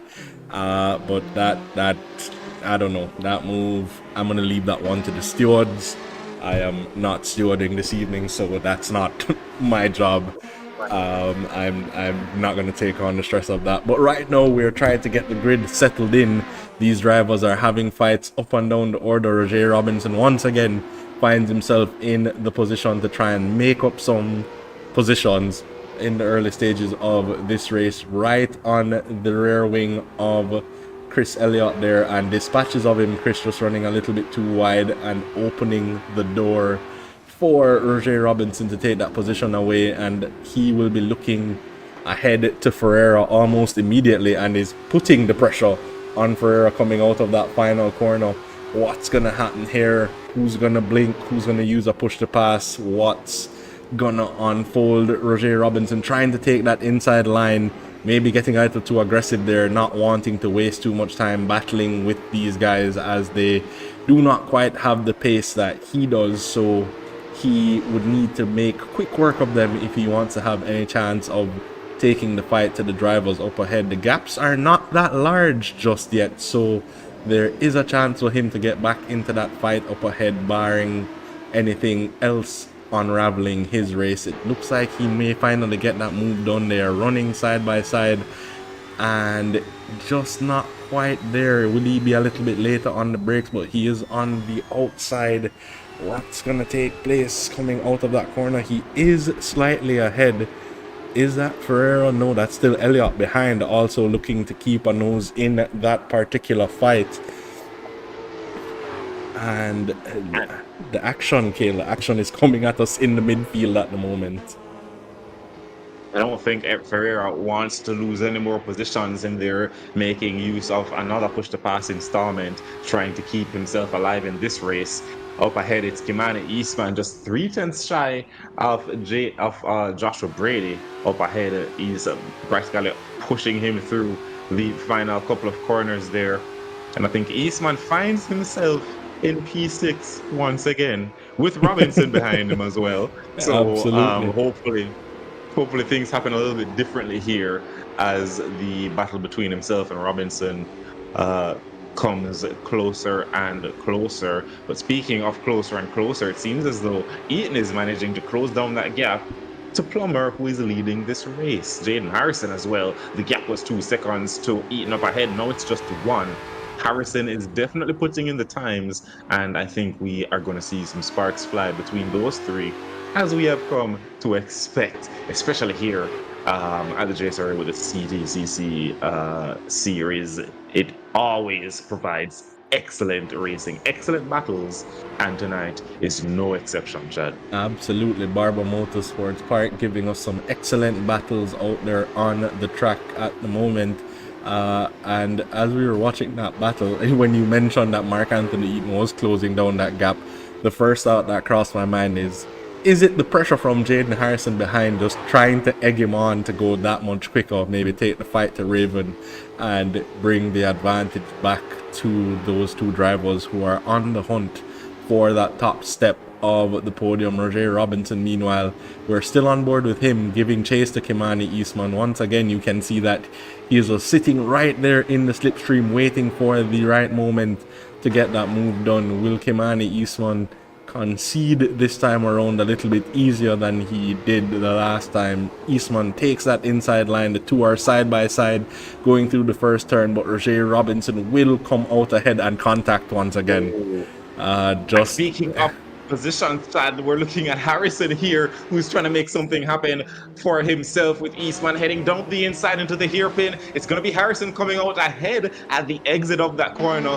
Your typical take the inside and well, we know Harrison is a wizard when it comes to corner exits. So that's a change of position there between Eaton and Harrison, and we know these two are longtime rivals, and now they are fighting once again. But going back to Robinson, an unfortunate series of events there. I'm not sure what happened. It seemed as though he just got oversteer, but that's pretty much impossible in these cars, Chad. Well, I did see Eastman back off, so I assume Eastman made a little bit of contact just on the exit of that corner, maybe running a little bit too close, and just that small tap in the rear. The cars aren't very settled in that section of the racetrack as you're trying to get a quick direction change from right to left, or left to right rather, and that it doesn't take much to unsettle the car and see yourself spinning around. But it's just an unfortunate sequence of races for Roger Robinson. Has the pace to be battling up here with these guys, and I think maybe going back to that overtake by Jaden Harrison, that could have been a big brain move from Mark Anthony Eaton. Just let Jaden through, knowing that he has the pace advantage over both of these drivers around him. Try and keep in the slipstream as much as possible to help your pace, and then when Jaden takes a fight to Raven up ahead, just be right there in the shadows waiting to pick up any scraps of however that unfolds. You know, Mark Anthony Eaton, ever the tactician in that cockpit, so not outside of the realm of possibilities for his thinking there this evening. So let us watch how that all unfolds in the second half of this race, as we are just about halfway through this one. And looking up and down the order, Eastman having lost a few positions there in the tangle with Roger Robinson, now looking to gain back that position from Chris Elliott. He is just about in the slipstream there and will be looking to make that move as they're heading towards the final sequence of corners.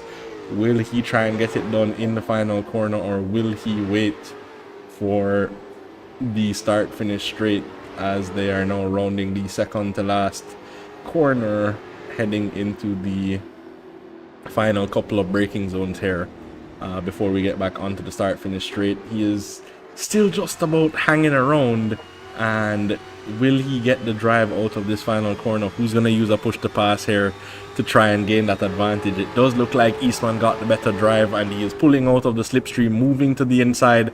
Does he get that move done? They are still side by side heading into the second phase of this corner. Eastman trying to make it stick around the outside. Does he have the drive? Not quite. Or does he? Going up the hill, still side by side. It's just a couple of outside lines now coming back down the hill into the next heavy braking zone. He will have the inside line for this corner. Does he make the move stick? It seems that he has managed to do so, and Kimani Eastman positions himself in P2, moving back to the battle ahead. Jaden Harrison now looking to take the fight to Raven Plummer, and Kale, look just back of camera shot, Mark Anthony Eaton managing to hold on ever so slightly, and once the fight starts between these two, Mark Anthony Eaton will come right back into play. It could have been the move or the strategy of the race when all is said and done. Let's see how it unfolds. You're absolutely right, Chad. That decision to allow Jaden to get by, if it was made deliberately, could literally win Mark this race. We know Jaden's very aggressive. We know Raven's not going to give it up so easily, and Mark is just there waiting in the background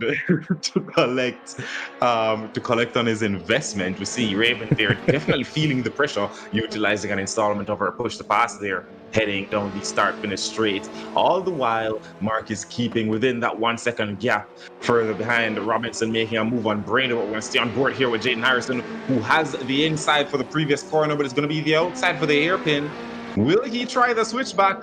We've seen him do it before, but no, Raven doesn't even give him the chance. He tries something, but she goes defensive, and Mark is right there trying to get two birds with one stone.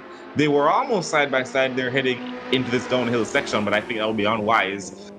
We know these drivers race cleanly, but my oh my, I would be definitely scared if I saw someone beside me heading into that sequence of corners. They all come through it cleanly, and Jane gets a bit of an exit here, an exit and a half, gaining on Plummer, pushing her through this down the back straight, if we can call it a straight, with two chicanes in the straight. But here they are now side by side almost. Jaden's trying something I've seen before, a bit of an alternative line, but here's Mark Anthony Eaton. He probably shouldn't have used all those push to pass installments. He could have used one just a while ago.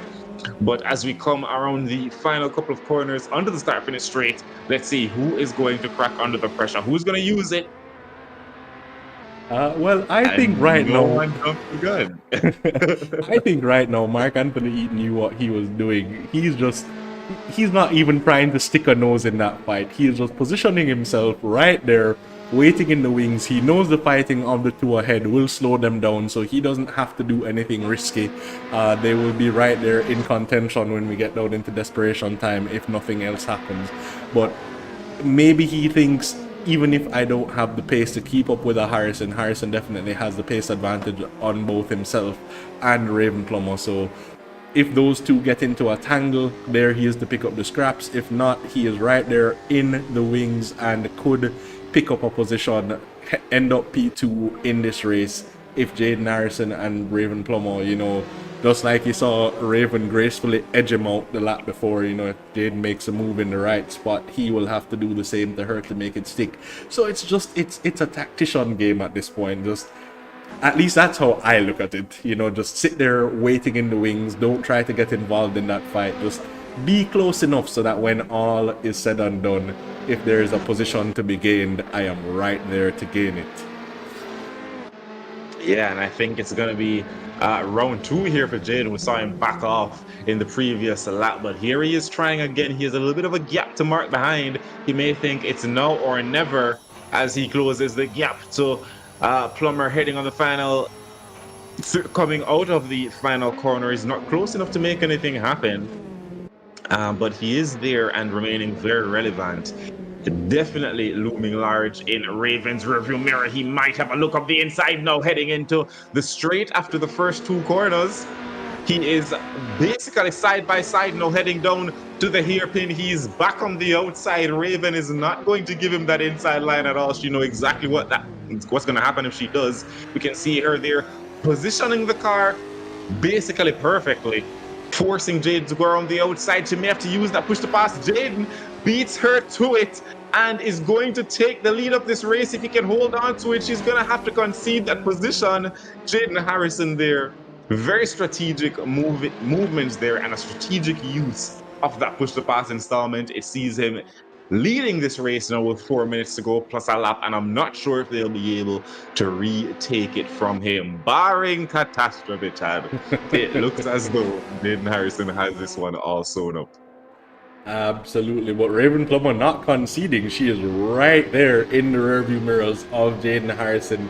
Has not lost anything in that fight. She is still looking for any opportunity to stick her nose in, and there is Mark Anthony Eaton right there once again, just waiting for his opportunity in all of this to either get back that P2 spot or take the top spot, depending on how the battle unfolds. But Jaden Harrison will now start looking to extend that advantage. He does have one more push to pass than both rivals behind him, so he could use one to try and extend that gap just a little bit. But I think you were right, Kale. She was close at the start of the lap before, but now Jaden Harrison looking to stretch his legs, so to speak, and start to extend that advantage over the two behind. So Mark Anthony Eaton, I still don't know if that was his plan, but now we'll have to rethink that strategy. It didn't quite come his way, given that the two up ahead kept it fairly clean and managed to switch positions without losing too much in the grand scheme of things. So let's see how it all unfolds here in the last 2 minutes and change. Remember, there's an extra lap after time elapses, so we have a little bit to go before this one is all wrapped up. Let's see what happens. We're back on board with Roger Robinson, and he's been fluctuating up and down the order here. He keeps gaining and losing positions. It's just not been a very consistent evening for the man with the pace for P2. It's just not quite coming to him here this evening. He's just been involved in some squabbles that have not gone his way, but trying to make up some positions. There's Joshua Brady going a little bit wide, trying to sweep up the inside there, heading into the final corner. Will he get the better drive out of this corner to take that position away from Joshua Brady? It looks like he does, and secures that P5 position and has 3 seconds to Roger Keller up ahead in P4. I don't think there is enough time on the clock for him to close that gap down, barring some magical laps here. I think we have about 2 laps and change to play, so let's see how that one unravels for Roger Robinson, who currently sits in P5. Eaton still just about holding on to the back of Raven Plummer. Just under a second is that gap. Can he make anything happen here in the dying stages of the race? Further back, Kimani Eastman also looking to get on the offensive. We are in that little window of desperation, and let's see if anybody is gonna try and make something happen here before we get to the checkered flag, Kale. Yeah, and giving Roger his props. He's been involved in a few incidents in both the races, but you know what that does? That gives us some excellent moves. And so far, we've been seeing Ray Robinson make some really, really good moves. Last time around, we just saw him swooping around the outside of Joshua Brady through the final corner. That was a move and a half, if I do say so myself. It reminds me of Lewis Hamilton at Brazil, starting way at the back and we saw so many overtakes. Ray not quite mimicking that to its entirety, as he's not winning any of these races, but he's won our hearts as Robinson with these overtakes he's making. But it's not about feelings here. It's all about performance. And race one, it saw Jaden Harrison winning, and it looks as though race two is going to be a similar performance to that. So while Jaden Harrison may be running off with this one, it's still yet to be decided who is going to be finishing where on the rest of the podium steps. It's 6 tenths between Eaton and Plummer, and we're gonna see who has the pace, who has the talent, who has more of a drive, who wants it more. Heading into the final moments of this race, we're definitely well into the desperation zone, but I don't think anyone's close enough to make use of it, Chad. I'm looking at Roger Robinson. That gap was 2 seconds and change a lap before. He has another lap to follow this one to try and make something happen. So with 1 lap to go, that gap has now dipped under that 1 second margin. So maybe Roger Robinson will be looking to take that position off of Roger Keller before the checkered flag falls. Let's see how that one unfolds. We will keep on board with this battle here for the final lap, just to see how it unravels. 3 tenths of a second, my apologies, between these two drivers, and Roger Robinson will be looking to get himself up into that P4 spot, maybe trying to do a better attempt at damage control than in the first race. And it looks like he's already getting the better drive than Roger Keller here. Thinking about where to get it done is Roger Robinson at the moment. Just about there, but where can it happen? I think his best chance is going to be heading into the next braking zone.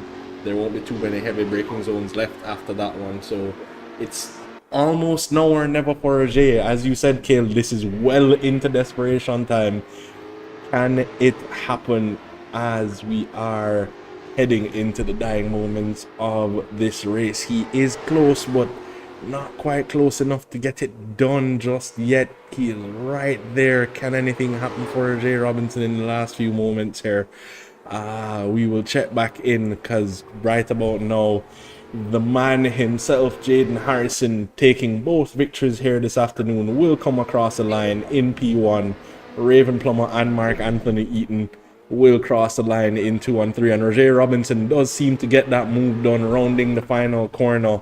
Will come across the line to take P4, getting it done there in the final few corners over Roger Keller, who will come across the line in P5. Joshua Brady, a respectable P6, improving on his first race. Eric Ferreira and Kimani Eastman cross the line in 7 and 8. And Chris Elliott will be the final finisher, as Nicholas Donald currently sits in the pits and will not finish this race, the second race where he started on pole but just did not go his way. However, Jaden Harrison putting on a brilliant set of races here. That battle between himself and Raven could be the battle of the evening, I think. That was a brilliant bit of racing from both of them, showing huge talent and respect, keeping it clean, making that move happen in a very well chosen spot, I think. And when all is said and done, Jaden Harrison coming out on top in both races, clearly the man to beat here this evening, as they are heading back to the pits. And there he is, just tapping away on Raven's car as they are going around the track, just sitting behind her. It's Mark, actually, sorry. Maybe a little bit of gamesmanship between the two of them. We know they have a long storied history, those two drivers. But overall, Kale, a good set of races here this evening. Hard, clean fought battles, and it's always good to see those play out the way that they did here this evening. Absolutely, Chad. And if no, ladies and gentlemen, you're not watching the end of the first race. They did finish 1, 2, and 3 respectively in the first race, but it's the second race. A mirror finish for the podium spots. Jaden Harrison, Raven Plummer, and Mark Anthony Eaton there. And on that point of just a little bit of gamesmanship between them, a few bumps here, a few taps there, a little bit of ceramic here will get that out in no time. So the drivers needn't worry. But yeah, Chad, you're gonna speak with these drivers now, and we'll hear from them what it was like in the cockpit for both of these races. Absolutely, and yeah, you mentioned our sponsor there, Ceramic Hair. Certainly, had these cars been racing in real life, there'd have been some good business out there for Ceramic Hair this evening, taking care of that coating to make sure that those bumps and bruises don't become too pronounced as they, maybe that's the strategy when you're trying to avoid the stewards. Just apply some Sarmacare and say, hey, look, my car still looks very pristine here. Clearly I was not involved in that incident that you're mentioning. Well, it's gonna be a little bit of that for Robinson for sure. He, I think, has been involved in more than his fair share of incidents, but I'm sure we're gonna be hearing. Well, we'll be posting the highlights. We'll be looking at what exactly happened and when it happened on track for Robinson, Harrison, Plummer, Eaton Killer, Brady, Ferreira, and Eastman, as well as Chris Elliott, Nicholas Donald, as well, who started on pole for the second race. It was an action-packed second race, if I do say so myself, Chad. Looking back, I'm gonna have to agree with you. That move Jaden made, definitely the move of the second race. But I think my driver for the second race, I'm not even sure. I mean, Jaden Harrison is probably the best candidate for, well, driver of the race and driver of the day, really and truly finishing on, well, winning both races, after qualifying on pole position. And I think fast is slapping both races as well. Absolutely. You knocked it out of the park this time. Well, Kale, it's that time of the evening where we hear from these drivers, so we're gonna start with P3 in both events. Mr. Mark Anthony Eaton. Mark, are you with us? Yes, I am. Well, congratulations there, sir. P3 in both races. I have a theory on what went on in that second race, but you give me your take on how that battle for the victory played out there with yourself, Raven, and Jaden in that second race. I think it was kind of obvious. I pretty much I knew my race wasn't with Jaden, so I let him by when he pulled up behind me, and I kind of just was hoping there would be a collision. I figured it made more sense to let him by and try to fight for second than hold him up and then end up in a lonely third place. So it was just a bit of racecraft trying to get their tires to die before mine. Absolutely, and yeah, just as I suspected, ever the strategist in the car. But overall, what are your thoughts on the two races here this evening? Uh, First of all, this is a lovely track. Probably one of my favorite tracks now. I didn't have the overall pace of Jaden. I don't know where he found half a second. But congrats to him and good racing from Raven. In the first race, I kind of made a mistake on the formation lap. I pressed my curse button instead of the pit limiter, so I was down a push to pass from jump. So a mistake on my part, but besides that, I think both races went well. I think that was the most I could have gotten out of both races. Fair enough, but yeah, no, overall a good result for you, and congratulations again, and we'll talk soon. Thank you. All right. Yeah, so that was Mark Anthony Eaton. Next up, we will be talking to Raven Plummer. Raven, can you hear me? Yes, I can. Can you hear me? Yes, I can. Well, congratulations, P2 in both races, and a well hard fought battle in both, actually, with Mark in the first race and with Jaden for the lead in the second race. Talk us through both events. Absolutely. So I'm kind of rusty. I haven't been on the sim in a while. So for the first race, my entire objective was to get more experience with the car, with the track, get used to it, and not make any foolish moves. And so fortunately, even though was still a bit clumsy around the circuit, I was able to get the move done and hold him behind me. And so very happy about that, even though I felt my defense could be a bit better. In the second race, though, my defense was perfect. Jaden is just an alien. I was not expecting to hold him back for that long, but I'm very proud that I did.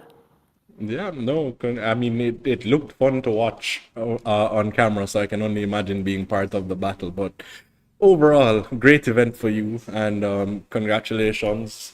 And we look forward to seeing what you do next time. Thank you. All right, so that was Raven Plummer. Next up, we will be talking to the winner of both races, Mr. Jaden Harrison, but I don't speak alien, so him going to have to talk English. Jaden, talk us through the events of both of your races. Race one, got a good quali, and I got pushed off on the turn one into race one, but it was mainly just. Sorry, Jaden, you're very low, so I'm not hearing you too clearly. Let me just do a quick sound check here, and then we can see if I can hear you any better. Just go again. Mic check. Much better. Okay. So yeah, you were saying.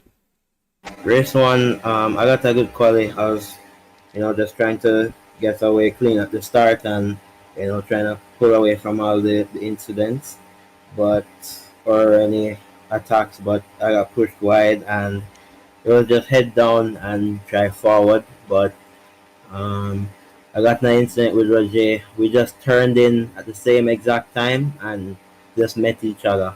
So that was very unfortunate. But yeah, race two, it was very difficult to get to the front because everybody was, had the same idea. The track was very small, hard to pass, but got it through and had a good battle with Mark and Ruben at the front. Absolutely. Well, congratulations, sir. Victory both times, and I'm sure you'll take that all day, every day.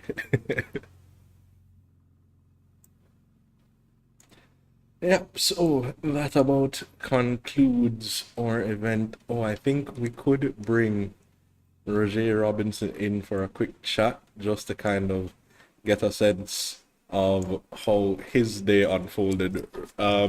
Just for a brief moment, Roger, are you with me? Oh yeah. Yeah, no, a difficult day at the office for you there, brother. I mean, you clearly had the pace to be fighting at the front, but just a few unfortunate incidents must have been a little bit frustrating for you in both events. Talk us through what happened. Yeah. I don't know. It was. I did have the pace, but again, I didn't have much practice with the track because I'm just coming back. But I think I could have managed to, hold on for P1 at least P2 pace. But unfortunate that Jaden and I met in an incident. I'm not sure what went on there, but I guess we just need to review it and see what went wrong. If it's on my part or it's just, I don't know. It was avoidable, so we could have done better in that sense. And from that incident, I think I made a few moves, and after making the move, incident again. So Yeah. yeah, it was frustrating, and I don't know. Race two, I think I got a good start with race two, but again, I was in front, and someone spun me. I'm not sure who it was, but from then I just tried to recover. Yeah, Yeah. no, a rough day in the office, as I mentioned, but yeah, no, clearly the pace is there, so we look forward to seeing you back at the front in the battles next time out. Yeah. All right, no problem. I'll try to get more practice as well. All right, Roger. All right, thanks.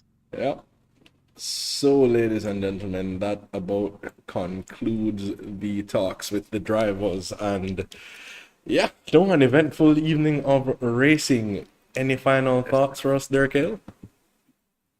Yeah, this is, just the second round in our North American tour, and it's already extremely exciting. The drivers are still rearing and ready to prove who is the fastest. And I want to, remind our audience that, they can continue to watch the action unfold and support their favorite driver by following on YouTube at JSRA 876, on Twitch for the replays, and tune in live on the Sportsmax app to keep seeing this amazing content we have here. And if they would like to get on track and join the ranks of the best sim racers in the Caribbean, feel free to message on Instagram to get started with registration.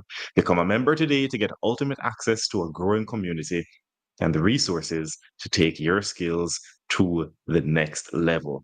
Stay in the loop by following us on social media on Instagram at JSRA Official, on Facebook, the Jamaica Simulation Racing Association, and watch our replays on Twitch at JSRA_official. Yeah, it was very exciting, Chad. Very, very exciting. And I think it's a continuation of what we're used to seeing here at the JSRA. Lots of talent, lots of battles, and I love it. I love it, man. And I just want to see more of it. So.